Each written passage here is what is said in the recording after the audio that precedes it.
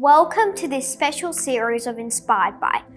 Join me as I meet local identities. I think the other one that hugely affected me was playing Helen Reddy in I'm Woman. That's changing people's lives is an honour. Including young people who have taken that leap and who are now following their dreams. How was it meeting Tim Cook, the CEO of Apple?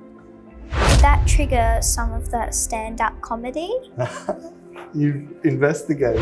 So then I had to somehow not completely freak out about the fact that the movie was going to fall over. Oh, wow. Maurice Sendak, Roald Dahl? Oh, that is amazing. That point in time, you have to go for it and give it 100%. I sincerely hope that this helps you in getting you underway in following your dreams.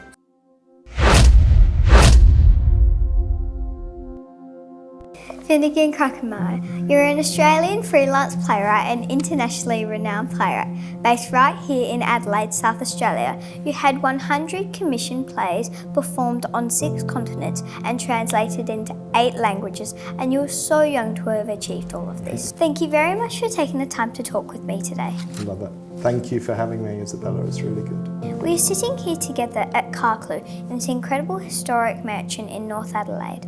Your imagination is like imagination land. It never ends. The vast array of storylines you create is amazing. When was your earliest recollection of your fascination with words? Great question. Yeah, lovely to be here in this beautiful place. I think that always words have been a pleasure for me.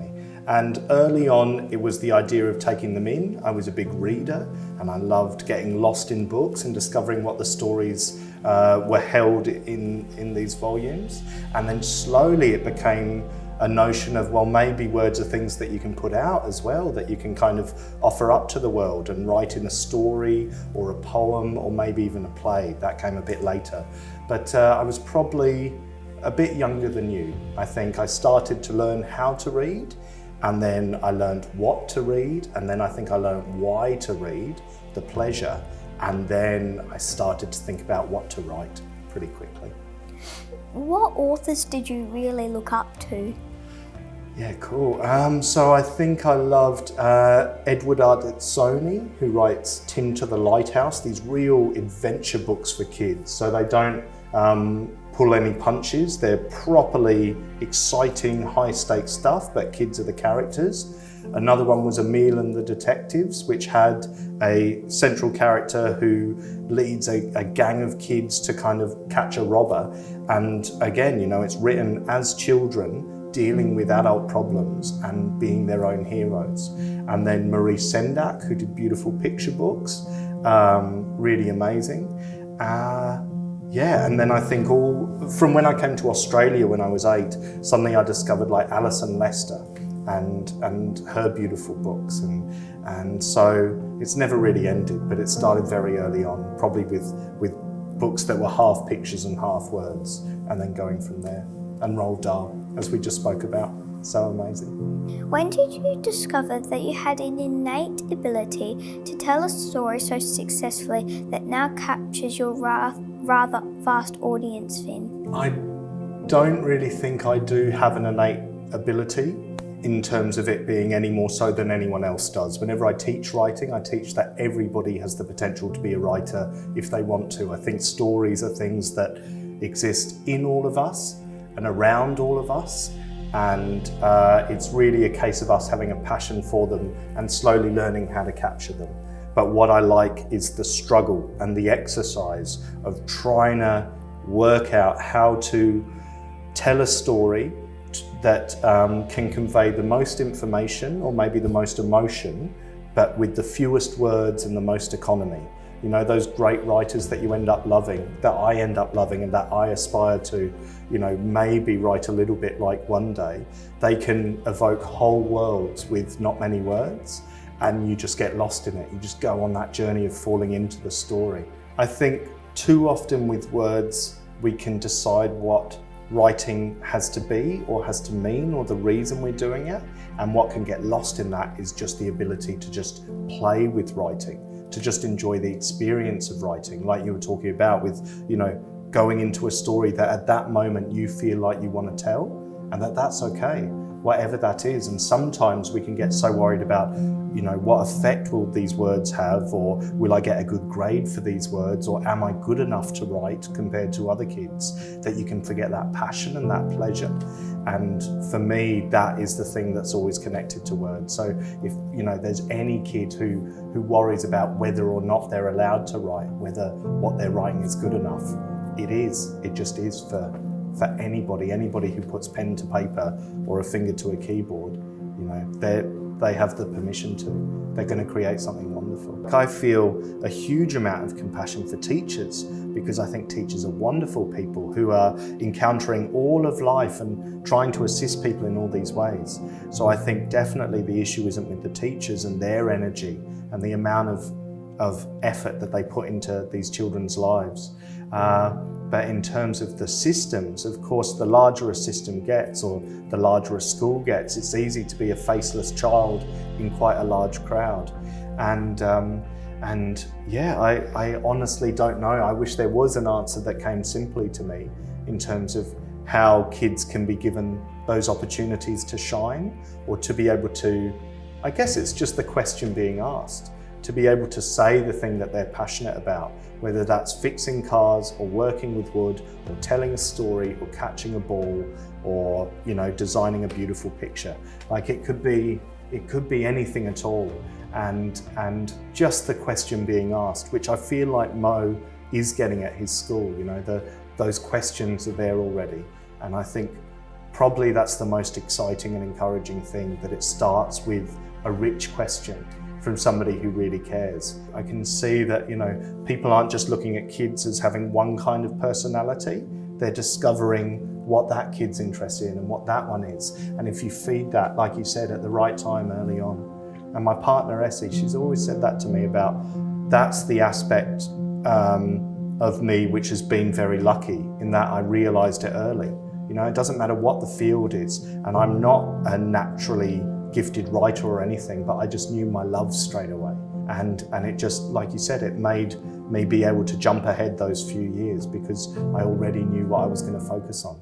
Going back earlier on in life, was your love for words, did that trigger some of that stand-up comedy?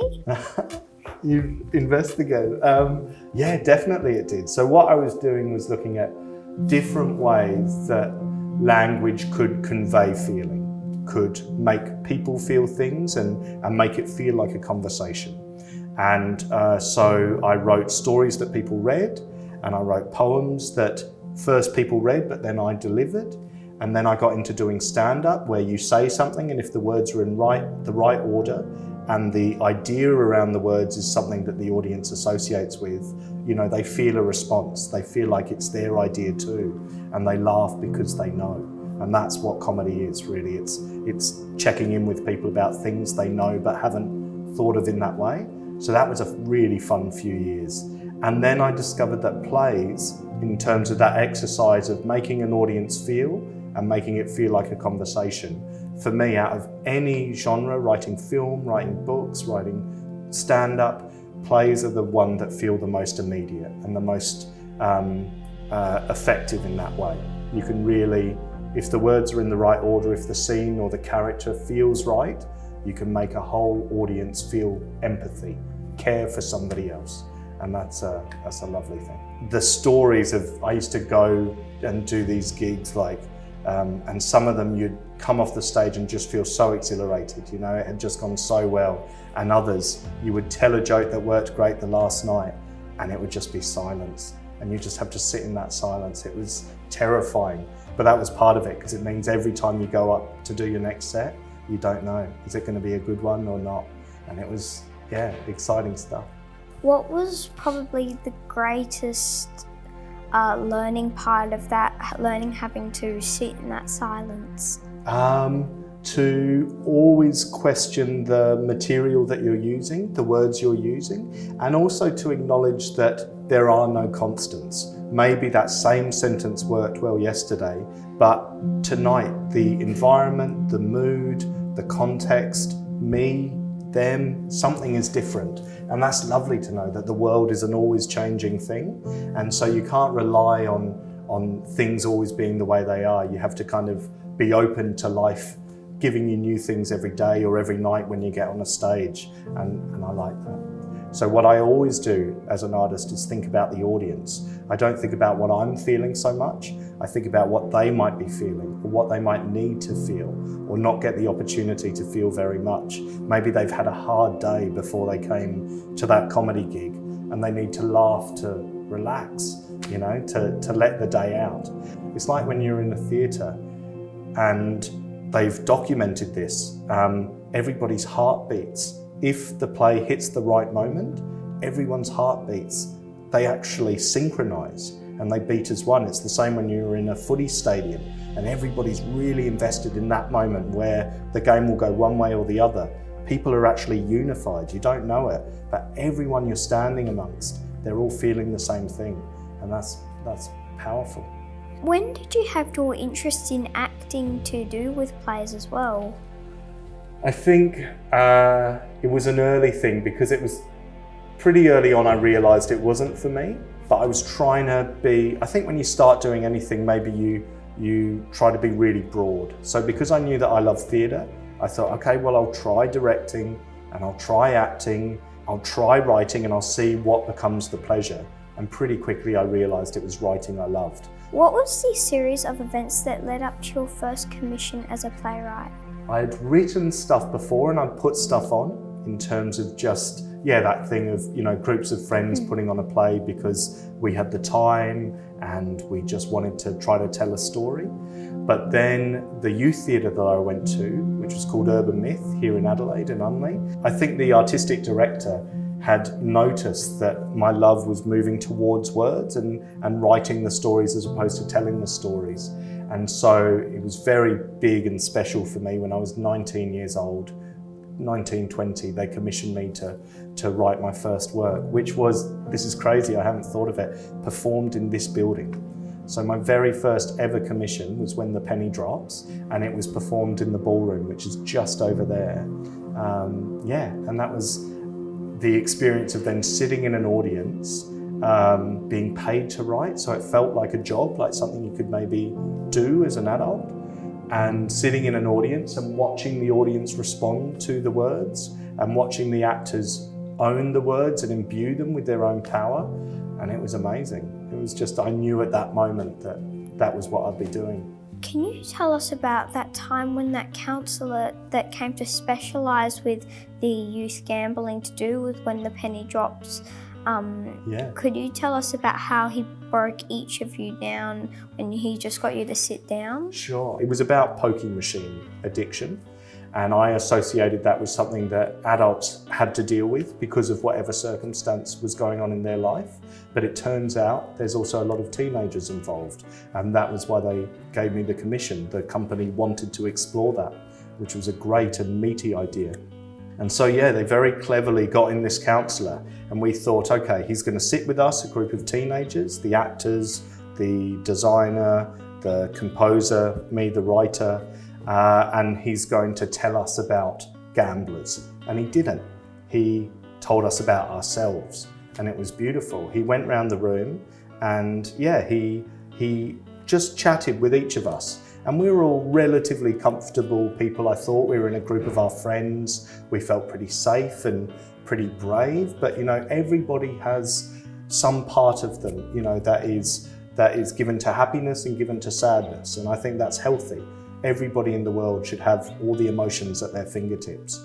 And it's good as you're an artist to remember that, because you're playing with happy, sad, angry, scared, joyful. And so he just chatted with each of us and he made us cry. In that moment, he, person by person, and he did it very gently, and he did it as a counsellor does, with a lot of care and a lot of compassion, and he made each of us cry. And then at the end of that, he said, that is why people gamble.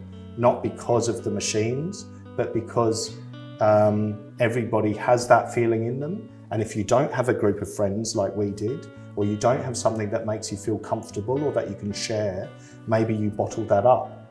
And bottling that up, maybe you need a way to get it out. And some people use a pokie machine for that. And it all made sense. Could you describe the journey, including the challenges you have faced in coming to the level of refining your work that it is today? Wow. Well, it's a big journey, and I'm only part way along that journey. So I can talk to you up to now, but then there's still more steps to go. So first, I wrote all the time. I think, like it would catch me in any moment. I'd wake up in the middle of the night with an idea for a story and I'd frantically have to write it down, or I'd be on a train, or I had all these notebooks, these journals, I would fill them with writing. And I did lots of other things in that time. I had a nice, well-rounded growing up, I think, but the words were always there and they caught me at any moment and I let them. And then over the years, I think what I did was find a way to build a life where art is one love, but it's not every love. And I think that's been really healthy, actually. I got a lovely family and we made a lovely house and we brought together a lovely community around us that we were a part of. And within that, I became a writer at the time, essentially, that my wife goes to work and that my son goes to school. So 9 to 5 now, I'm a writer and I work really hard at that. And if I think about, I never know when the idea will come, so I try to remember it when it turns up, but then my hours of trying to make the art are really prescribed because my brain works like that, it turns out. It doesn't need to be all the time everywhere. Art is something that you're not beholden to, which means, that you have to chase it all the time. You can also sit and wait for the ideas to come. And then the first moment of that is always quite rushed. The words rush out of me and I try to put them down onto the computer as fast as I can. But then the next stages are the refining that you talk about, the editing and the thinking about just what the right words might be and the paring it back so there isn't so much language. As you can see, I like to use lots of words and it's about how to find just the right words, How important have mentors been along the way? Very important. So mentors have been a huge part of my life. And really nicely, one of them who introduced us, who suggested me, is Hannah Allard now. And she is literally sitting in the office up above us. And she was one of my first drama teachers when I was 11 or 12. And she ran the youth theatre company and she gave me a lot of opportunities along the way. And there's been all these moments, they're like, I think any career or any life is a series of stepping stones, but there are some big jumps I've made along the way and nearly always those have been assisted. It's not me having an idea that comes out of nowhere and then opens my work up to a new audience or gets me a different amount of money for my work or acknowledgement, whatever people think of as success. It's always been somebody saying, I think you're ready for this next step. And they like giving me the first commission with that youth theatre. Or like saying, I think this play is ready to go to an international audience and taking my words out of Australia and overseas. All these steps have been involving mentors. And I think it's a nice thing to remember that yes, you can, as artists often we can feel quite self-driven, it's up to me. Society is the relationship between, the world and artists. Artists can sometimes feel like they're doing their own thing and the world doesn't understand. And I really don't think that's the case. I think good art and empathetic artists are aware of who's around them and like to work with them, and together we all kind of climb up. I was up at Hannah's office when we were just inspecting rooms for the camera and all, and she took us up into her office and she showed us this photo of when you were at an award, when you were around 14. Yeah. Could you tell us about when you started to get those sorts of commission plays? Sure, yeah. So she just showed me that photo too. That was funny. I hadn't seen it literally for half a life. It was an awards night it was an academic award. I think acknowledging the effort that I'd been putting into drama and English, because as you might guess, those are my two loves at school out of all the subjects.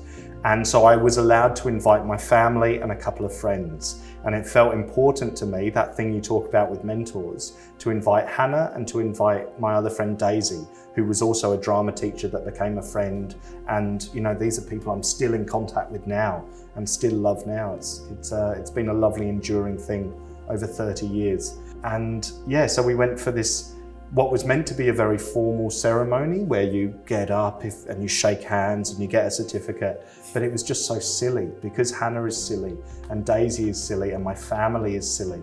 We just had the loveliest time and we really laughed so much that night, and I didn't win and none of us cared, and it was just a great experience. So yeah, it was nice. Of course it feels special to get an award or get acknowledged, and you know, there's nothing wrong with that, but really, I don't want to sound too naff or too silly, but the people, you know, are the memories you have. I remember that night not because I won an award or I didn't, but I remember it because of the fun that I had with my friends. Well, when you talk about mentors as well, like a play I was in very early, not this first one, Car Clues, in this room, but maybe my second was written by him. With Sean Riley? Yeah. It was so fun to do. He's such a great writer and his language is so good. And in the play I had to say carbon, chlorine, calcium, fluorine, hydrogen, iodine, manganese, magnesium, nitrogen, oxygen, phosphorus, potassium, silicon, sodium and sulfur. And I don't remember any other line of dialogue I've ever had in a play, but that one from when I was 10, for some reason, it sits in a pocket of my brain and I've never forgotten it. So thank you, Sean. In your writing, do you deliberately incorporate subliminal messages to enlighten and empower young people to break through to their full potential? Excellent question, really nice and juicy. I have a bit of an issue with it because I think there's something called didacticism. I don't know if you know that word, but it's where you kind of get taught a lesson in a thing. So you go to a piece of art, you go to a piece of theatre, you think you're watching a show, but then you also are obligated, forced to learn a lesson. Actually, this play is about how to clean your teeth. Actually, this play is about healthy foods. And I'm like, I know those are lessons we have to learn. As a dad, I try to teach my kid those things, but I also feel that art has the right to just be art, to just tell stories and allow people to access them however they want. So I'm happy to pass on things I believe, like maybe what constitutes a happy life, like you are braver than you imagine you could be, like the world you're going to encounter later in life is big and complex, but you can handle it, that kind of stuff. But in doing so, and sometimes that's subliminal and sometimes it's characters saying it, in doing so, I don't want to force kids to think one thing. I want them to still feel like they have a choice in watching my play. They can care or they can not. They can love this character or this one. They can see something in themselves or they can see nothing to do with themselves. And I think too much art for children has too many rules. It kind of says this is what you're meant to care about from this play or meant to learn, or this is the subliminal message that I'm kind of going to start hitting you over the head with because you really need to know it. So yes, there are things I believe, and yes, there are hopeful messages I'd like to say to children, but I also don't want to be too prescriptive. I don't want to tell them there's only one way to see this play. I want them to feel that they have the power and the dignity and the pride to get whatever they want out of it. Have you contemplated a future where you would direct your skills into the world of filmmaking, Finn? I have been having chats with filmy people about usually not new stories, but existing plays and how they might be turned into films. One thing is that the film world it seems to me, but I'm new to it, so I don't want to make too many judgments, but it seems to be quite different in that theatre is often made with very little money or resources, and it's just groups of people getting together and putting something up, and you have a lot of fun with that. Film requires a lot more investment, and so people are more serious about it, and to me, my few encounters, it can feel a bit more like work, and you know, the less fun sides of work. and where there's a huge amount of risk and a lot of people who have to say yes before an idea can happen. And so yeah, I've kind of started talking about it, but I don't know where that will end up. For me, what's still most exciting is the theatre chats I'm having, but maybe one day there'll be a film. So definitely like the art of writing a play is accounting for the fact it'll be on a stage with one set. So you have to build the whole world in often one room or one environment. Like This Girl Laughs doesn't do that. It goes worldwide, but lots do. And so that's probably that does help moving across to film, because you're thinking about finite environments, just one or two spaces, which can help for shooting a film. The big difference for me though is with a play, you convey as much information as you can with what people say, with duologue, a chat between people. And with film, it's what people see. So to become a film writer, I think I would have to learn a whole new set of skills, which is telling the director and the cinematographer what to shoot, you know, like what pictures to show. Whereas usually I do hardly any stage directions. And what I try to get all the information across with what people say. So it would mean completely recalibrating my head, you know, switching my head. So What's next for Finegan Kruckemeyer? this year is very exciting. I moved back to Adelaide a year and a half ago, having been away for 15 years. But it feels very special to me because it's the place I grew up. It gave me a lot of opportunities, and that sense of coming home is kind of like a cuddle. It's like coming back to what you know and familiar people and things, and you settle back in and breathe out. So I'm experiencing that at the moment. And what's nice with that is that this year I have 5 plays opening in Adelaide. So there haven't been my shows on here for a while, but this year, for some reason, it just happens to be that there's lots of shows happening not far across the world where usually my plays do. And that's one kind of excitement. But this is another kind of excitement where it's happening down the road with my friends in the audience or my friends on stage, and I can sit there with my family and watch them. So that's what's exciting me at the moment. Very, very local, homely stuff. Thank you very much for taking the time to talk with me today. Thank you so much. It's been a really lovely thing. I'm impressed by the amount of research you've done. I have a gift for you as well. Wow. What is this? It's literally bigger than you. What do you feel when you look at this painting?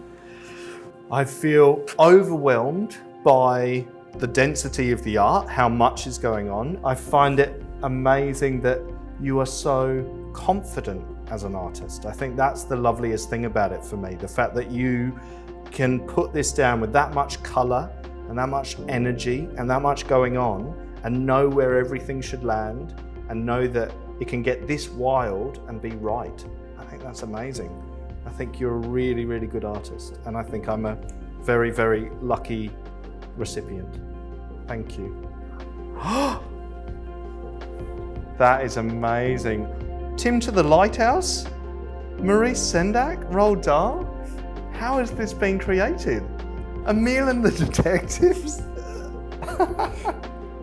Would it be possible to take me on a tour of Kruckemeyer and tell us about your experiences here and how it has helped you on your way to becoming a great playwright? Sure. So yeah, there is a photo of me and a bunch of other kids sitting on these steps when we were all your age. It was pretty fun.